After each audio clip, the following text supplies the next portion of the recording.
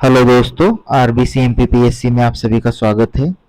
और इस चैनल पर हम जो है मुख्य परीक्षा paper third part B unit 4 Ayurveda AYUSH चिकित्सा पद्धतियों के बारे में यहाँ पे हम पढ़ रहे हैं। और उसमें हमारा आज का टॉपिक है पंचकर्म की प्रारंभिक जानकारी और जैविक घड़ी। ये दो टॉपिक आज हम यहाँ पर पढ़ने वाले हैं, तो वीडियो को अंत तक जरूर देखें क्योंकि ये मुख्य परीक्षा के लिए बहुत ही इम्पोर्टेंट है। यहाँ से सीधे सीधे 10 नंबर के 7 नंबर के क्वेश्चन सीधे सीधे बनने की संभावना है। और अपने दोस्तों तक भी जरूर शेयर करें इस वीडियो को। तो आइए स्टार्ट करते हैं पंचकर्म की प्रारंभिक जानकारी। तो पंचकर्म जो है क्या है, एक प्रकार की, एक बोल सकते हैं आयुर्वेद शास्त्र में वर्णित एक विशेष चिकित्सा पद्धति है। और यह सामान्य भाषा में हम बोले इसको तो ये एक प्रकार की शुद्धिकरण की प्रक्रिया है। मतलब इसमें सारी जो चीजें होगी वो शरीर से विभिन्न प्रकार के अपशिष्ट हो गए, विभिन्न प्रकार के दोष वगैरह हो गए, इनको शरीर से बाहर निकालने की ये प्रक्रिया है। तो इसको अलग अलग तरीके से इसके पंचकर्म, मतलब इसमें 5 प्रकार की विधियां जो है अपनाई जाती है। तो देखते हैं इसमें। तो पंचकर्म आयुर्वेद शास्त्र में वर्णित विशेष चिकित्सा पद्धति है जो दोषों को शरीर से बाहर निकालकर रोगों को जड़ से समाप्त करती है। यह शरीर शोधन प्रक्रिया है। तो ये क्या है, एक शरीर शुद्धिकरण की प्रक्रिया है जो स्वस्थ मनुष्य के लिए भी लाभदायक है। और इस प्रक्रिया में 5 प्रधान कर्मों को शामिल किया गया है, या 5 विधियों को इसमें शामिल किया गया है। कौन कौन सी विधियां है वो 5? तो वमन विधि, विरेचन विधि, वस्ती या अनुवासन, नस्य और रक्त मोक्षण। ठीक है। तो इन विधियों के बारे में हम शॉर्ट शॉर्ट में पढ़ लेते हैं, हमको ज़्यादा डिटेल में नहीं पढ़ना है क्योंकि हमारी एग्जाम में जो क्वेश्चन आएगा वो 10 नंबर का या फिर 7 नंबर का या फिर 2 मार्कर का आएगा। तो बस इनके जो पंचकर्म की जो 5 विधियां है उनके बारे में आप ज़्यादा से ज़्यादा 50-50 शब्दों में जानकारी यहाँ पे इकट्ठा कर सकते हो, ये उनके बारे में आप पढ़ सकते हो। तो वमन क्या होता है? तो सिंपल सी, वमन का मतलब होता है कि मुख द्वारा जो उल्टी वगैरह कराकर जो शुद्धिकरण की प्रक्रिया की जाती है वो वमन कहलाती है सामान्य भाषा में। या फिर इसको थोड़ा सा टेक्निकल भाषा में बोले, मेडिकल की, तो ऊर्ध्व मार्ग से दोषों का निर्हरण करना वमन कहलाता है। अर्थात उल्टी कराकर मुख द्वारा मुख द्वार द्वारा दोषों को बाहर निकालना ही क्या है, वमन कहलाता है। अब ये वमन जो प्रक्रिया है यह कफ दोष की प्रधान चिकित्सा माना जाता है। वे कफ दोष या कफ से संबंधित दोष जिसमें उत्पन्न हो जाता है उसको जो है वमन प्रक्रिया, उसका जो उपचार है वमन प्रक्रिया द्वारा किया जाता है। तो इसमें वमन योग्य रोग कौन कौन से होते हैं? किसी को अगर वमन से संबंधित दोष उत्पन्न होता है तो श्वास संबंधी, प्रमेह, पांडु रोग, मुख रोग आदि इसमें शामिल होते हैं। वमन योग्य रोग कौन कौन से है? तो वमन से संबंधित रोग जो है ये वाले हैं।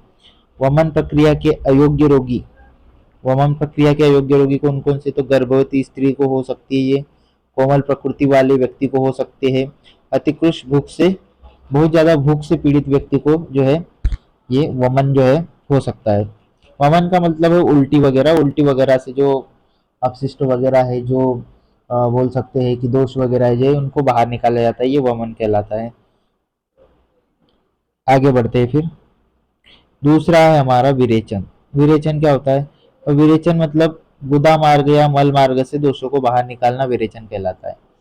तो गुदा मार्ग से या जो मल मार्ग से दोषों को बाहर निकाला जाता है वो प्रक्रिया क्या कहलाती है? विरेचन कहलाती है। विरेचन को पित्त दोष की प्रधान चिकित्सा कहा जाता है। अब पित्त दोष जहाँ पे उत्पन्न होगा वहां पे जो है उससे संबंधित प्रधान चिकित्सा जो है इसको माना जाता है। तो आप इसको, 1 मिनट, नेट ऑन था थोड़ा सा तो डिस्टरबेंस हो गया इसलिए उसको बंद कर देता हूँ।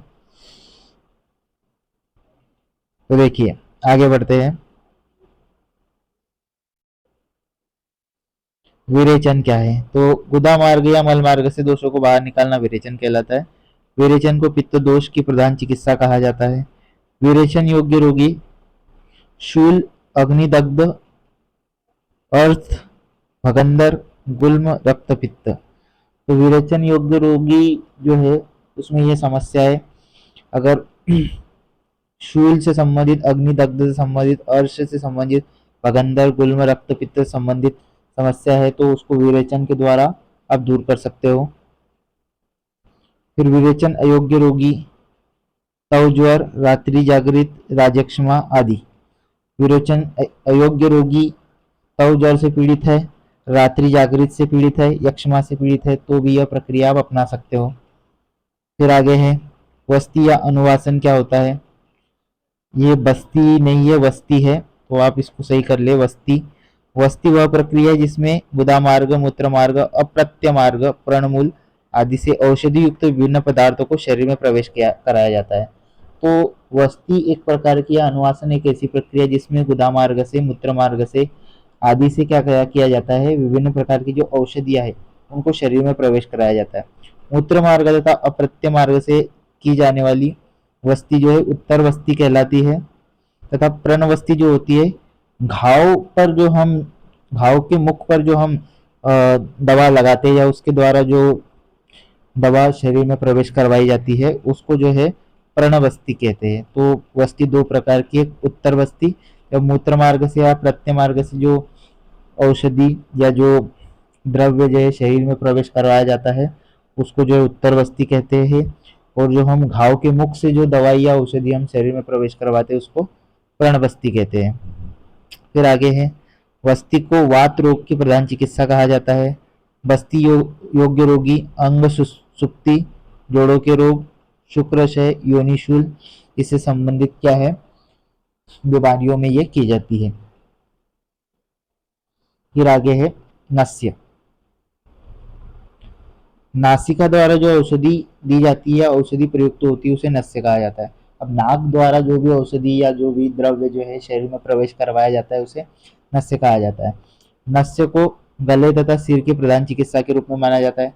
तो गले में किसी प्रकार की समस्या हो या सर में किसी प्रकार की समस्या हो तो ये नस्य क्रिया जो है की जाती है। मर्स नस्य में जो है 6-8-10 बूंद जो है नासा मार्ग नासापुट में डाला जाता है। अब मर्स नस्य इसमें एक क्रिया होती है जिसमें 6 या 8-10 बूंद जो है औषधि के जो है नासा मार्ग से नासापुट में डाले जाते हैं। प्रति मर्स नर्स जो होता है उसमें 1 या 2 बूंद जो है औषधि द्रव्यों को नासापुट में डालना, ये जो है प्रति नर्स मर्स नर्स कहलाता है। फिर नस्य योग्य रोग, तो मुख की विरसता हो जाए, स्वर भेद हो जाए, सिर का भारीपन, दंतशूल, कर्णशूल, अगर ये चीजें होती है तो फिर नस्य क्रिया की जाती है। अयोग्य रोगी में सुकुमार रोगी, मनोविकार, अति निद्रा, स्पर्शदंश आदि। फिर है अगला रक्तमोक्षण। अब रक्तमोक्षण क्या होता है। रक्तमोक्षण का मतलब होता है रक्त का शुद्धिकरण। एक प्रकार से शरीर में जो दूषित रक्त वगैरह होता है या शरीर में जो दूषित रक्त होता है उसको बाहर निकाला जाता है। तो रक्त मोक्षण का अर्थ है शरीर से दूषित रक्त को बाहर निकालना। अब इसमें क्या किया जाता है कि भाई किसी शस्त्र द्वारा सिर वगैरह में थोड़ा सा चीरा वगैरह किया जाएगा या फिर बिना चीरा करके भी ये प्रक्रिया की जाती है। तो शस्त्र द्वारा शीश का वेदन करके या बिना वेदन के भी यह क्रिया की जाती है। जलों का, अब ये जलों का विधि बहुत फेमस है। इसमें क्या किया जाता है कि एक जोक को जो है सिर में या शरीर के किसी भी भाग पर जो है छोड़ा जाता है, और वो जोक क्या करेगी, हमारे शरीर से जो दूषित रक्त को चूस लेगी, रक्त को, ब्लड को, दूषित ब्लड को चूस लेगी, और रक्त चूसने के बाद उस जोक को जो है हम हटा लेंगे। ये जलों का विधि होती है। तो जलों का जोक के द्वारा रक्त मोक्षण अधिक प्रचलित किया है। इसमें दूषित रक्त को चूसने के बाद जोक को जो है हटा लिया जाता है। उपरोक्त प्रक्रिया शरीर के नियमित पुनर्जीवित करने की प्रक्रियाओं का समाख्यान। तो ये सारी जो प्रक्रियाएं है पंचकर्म की, ये क्या है, शरीर के नियमित पुनर्जीवित करने की प्रक्रियाओं का समेकन है। मतलब शरीर को एक प्रकार से पुनर्जीवित करने के लिए ये प्रक्रिया की जाती है। अब इसके पंचकर्म के लाभ या गुण क्या है। तो आंतरिक भागों के इलाज से संबंधित आंतरिक चिकित्सीय प्रणाली है। शारीरिक दोषों को दूर करने का प्रयास किया जाता है। तो मैंने पहले बता दिया, एक आंतरिक शुद्धिकरण की प्रक्रिया है ये, और शरीर के जो आंतरिक दोष वगैरह है, रोग वगैरह है, उनको इससे दूर करने का प्रयास किया जाता है। तो ये पहला इसका गुण या लाभ हो जाएगा। इस प्रक्रिया के माध्यम से एक्जिमा हो गया, अम्लता हो गई, यौन दुर्बलता, साइन साइनसाइटिस साइनसाइटिस, मोटापा, एलर्जी, अस्थमा आदि गंभीर रोगों का इलाज भी क्या है यहाँ पे संभव है। इसके द्वारा पेट संबंधी आंत संबंधी विकारों को भी हम खत्म कर सकते हैं। शारीरिक विषयों, प्रदूषित रक्त एवं अन्य विषैले पदार्थों को शरीर से बाहर निकालने में सहायक है। रक्त मोक्षण प्रक्रिया द्वारा रक्त रक्त के अंदर व्याप्त अशुद्धियों को दूर किया जाता है। इसके लिए सर्वप्रचलित जलोका विधि का प्रयोग किया जाता है। तो रक्त मोक्षण में आपको ऑलरेडी बता चुका हूँ कि अशुद्ध रक्त को शरीर से बाहर निकालने की प्रक्रिया है। इसमें जलोका विधि का प्रयोग किया जाता है।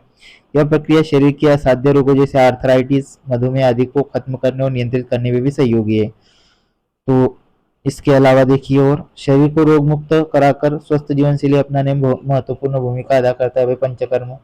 और आधुनिक एलोपैथी चिकित्सा प्रणाली की तुलना में बहुत ही ज्यादा मितव्ययी और दोष रहित चिकित्सा पद्धति है। तो ये जो है इसके लाभ या गुण हो जाएंगे। फिर आगे बढ़ते हैं, इसकी हानि या दोष क्या हो सकते हैं। तो अत्यधिक विरेचन की प्रक्रिया रोगी में पित्त की दशा को बढ़ा देती है। अब देखिए, ज्यादा अगर विरेचन की प्रक्रिया, ज्यादा किसी को उल्टी करवाई जा रही है बार बार, तो उसमें जो है पित्त की मात्रा जो है बढ़ जाएगी, जिससे शारीरिक संतुलन जो है बिगड़ जाएगा।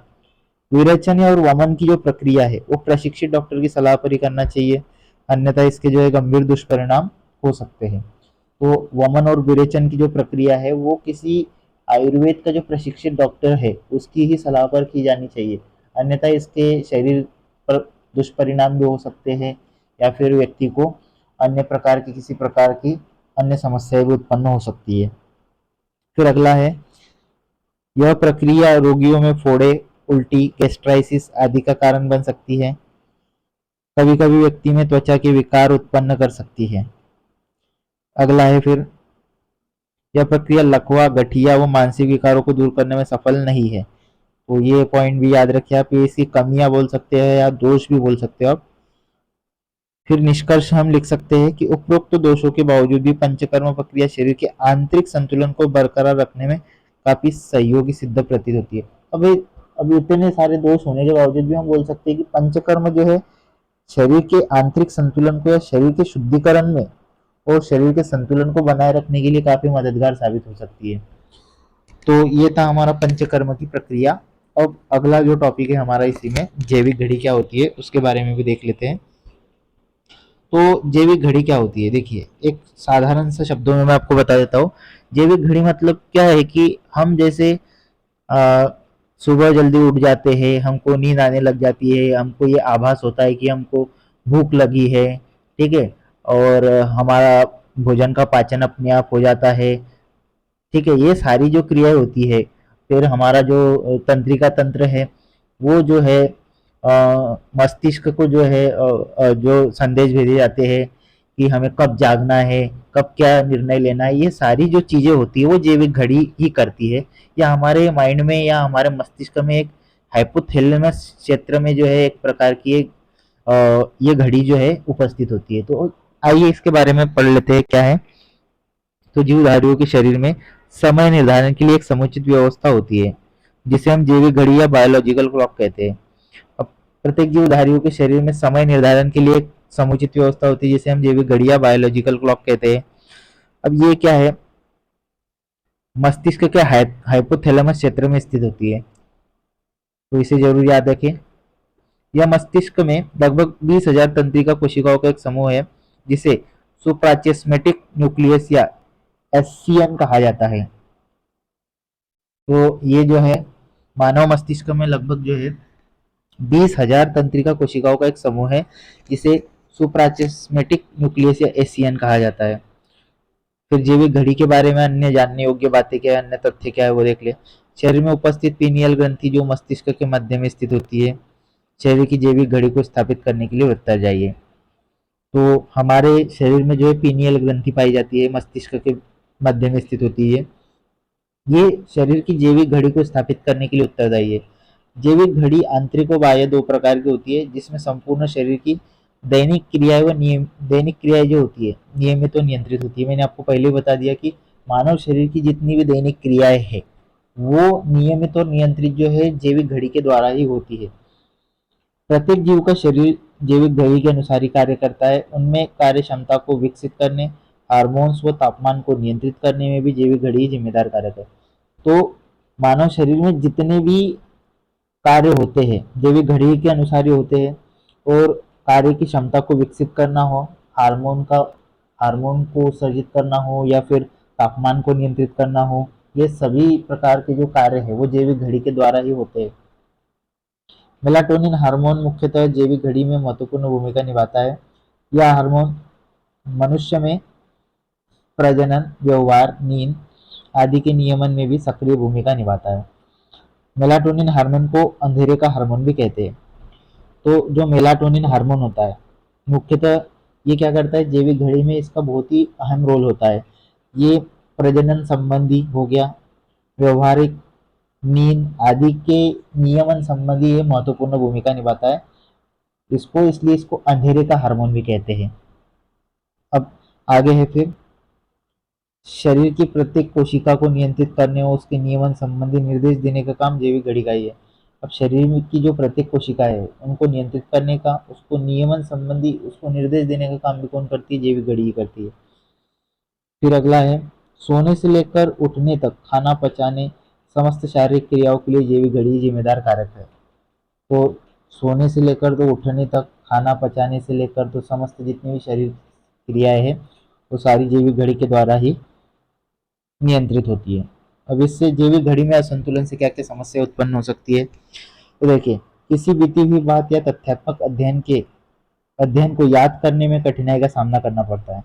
अगर जैविक घड़ी में असंतुलन उत्पन्न होता है तो आपको जो है लंबे समय तक जो है तथ्यात्मक चीजों को याद करने में या किसी बीती हुई बात को याद करने में बहुत ज्यादा समय लगता है, या फिर आपको याद नहीं आती चीजें। हमारे शरीर की संवेदनात्मक इंद्रियों को नकारात्मक रूप से प्रभावित करती है, जिससे इंद्रियों में तनाव व थकावट महसूस होती है। अब जो हमारी जो भी संवेदनशील इंद्रियां है हमारी, उनको ये नकारात्मक रूप से प्रभावित करती है। अगर इसमें मतलब जैविक घड़ी में अगर समस्या आ जाए किसी प्रकार की, तो हमारी जो संवेदनशीलता की हमारी जो इंद्रियां है उस पर नकारात्मक प्रभाव पड़ता है, जिससे हमें एक प्रकार का तनाव और थकावट महसूस होने लगती है। तो अगला है, जैविक घड़ी के दुष्प्रभावित होने से जीवन की गति भी दुष्प्रभावित होती है, जिससे समय पूर्व ही रोगों की बारंबारता, बालों का सफेद होना आदि क्रियाएं तेज हो जाती है। अब जैविक घड़ी जैसे अगर दुष्प्रभावित हो जाए तो मानव के जीवन की गति भी एक प्रकार से बोल सकते हैं दुष्प्रभावित होती है। इससे व्यक्ति में रोग होने की संभावना बढ़ जाती है, साथ ही साथ उसके बाल सफेद हो जाते हैं, उसकी स्मृति जो है या उसका जो याददाश्त है वो कमजोर होने लग जाती है। ये सारी जो क्रिया है वो तेज होने लग जाती है। इसके असंतुलन के कारण मानसिक और शारीरिक क्षमता धीरे धीरे ह्रास होने लगता है। शारीरिक दुर्बलता का सामना भी करना पड़ता है, मतलब आदमी शारीरिक रूप से भी इससे कमजोर हो जाता है। किसी वस्तु, तथ्य आदि में ध्यान केंद्रित करने में कोई कठिनाई का सामना करना पड़ता है। अब किसी चीज पर ध्यान केंद्रित करना है आपको, जैसे पढ़ाई पर किसी किसी का ध्यान केंद्रित नहीं हो रहा है, मतलब उसकी जैविक घड़ी में जो है किसी प्रकार की समस्या आ रही है या संतुलन उत्पन्न हो गया है, क्योंकि उसका किसी वस्तु या तथ्य पर ध्यान केंद्रित नहीं हो पा रहा है। यदि नींद व्यवस्थित रूप से पूर्ण नहीं होती है तो व्यक्ति में चिड़चिड़ापन का दोष उभरने लगता है तथा अनेकों स्वास्थ्य संबंधी रोग पनपने लगते हैं। अगर आप नींद पूरी नहीं लेते हो तो व्यक्ति में चिड़चिड़ापन तो होगा ही होगा, साथ में आपको स्वास्थ्य संबंधी अनेक रोग भी हो सकते हैं। फिर इसका महत्व या लाभ क्या है फिर, तो जैविक घड़ी का महत्व और लाभ। जैविक घड़ी सुप्राचेस्मेटिक न्यूक्लियस जीवन की गति को निर्धारित करती है। अभी देख लिया हमने कि भाई जैविक घड़ी जो है हमारी जो है दैनिक जीवन की सारी जो क्रिया है इसके द्वारा ही संपन्न होती है। तय समय अनुसार सुबह जागने में मददगार, या तय समय अनुसार हमको सुबह जागने में या उठाने में यही सहायता करती है। शारीरिक क्रियाओं जैसे भोजन पचाने, तापमान नियंत्रित करने तथा हार्मोन को उद्दीप्त करने में भी इसकी महत्वपूर्ण भूमिका है। फिर दैनिक चक्र एवं संकेंद्रीय लय को नियंत्रित कर दी है। रात में तय समय के करीब नींद का आना, भोजन के समय भूख का आभास होना, ये सारी जो क्रियाएं होती है हमारी जैविक घड़ी के द्वारा ही नियंत्रित और नियमित होती है। तो इस प्रकार से दोस्तों ये हमारा आज का जो टॉपिक था, पंचकर्म और जैविक घड़ी, ये यहाँ पे जो है समाप्त होता है। इस पर जो है 2 नंबर का क्वेश्चन, 7 नंबर का क्वेश्चन और 10 नंबर का क्वेश्चन अगर बन जाए तो आप इसमें से इसको आराम से लिख सकते हो। और मेरे हिसाब से आप इसे, ये जो वीडियो है इसको देख के आराम से अपने नोट्स बनाइए, तो आपके नोट्स भी प्रिपेयर हो जाएंगे। साथ में आपको जो है एक प्रकार से आपका लिखना भी हो जाएगा। तो अगर ये सीरीज या ये वीडियो आपको अगर पसंद आ रहे हैं तो आपसे निवेदन है कि ये वीडियो उन लोगों तक ज़रूर पहुँचाए जो सक्षम नहीं है, जो आर्थिक रूप से सक्षम नहीं है और जिनके पास कोई अभी सोर्स भी नहीं है किसी प्रकार का, उन लोगों तक ज़रूर पहुँचाए और अपने सुझाव कमेंट के रूप में बताएं कि आपको और नए सिलेबस के किस टॉपिक पर आप वीडियो चाहते हो या किस टॉपिक पे आपको दिक्कत आ रही है, तो मैं उस टॉपिक से उस टॉपिक पर वीडियो बनाने की कोशिश करूँगा। तो वीडियो देखने के लिए आप सभी लोगों का बहुत बहुत धन्यवाद। Thank you so much.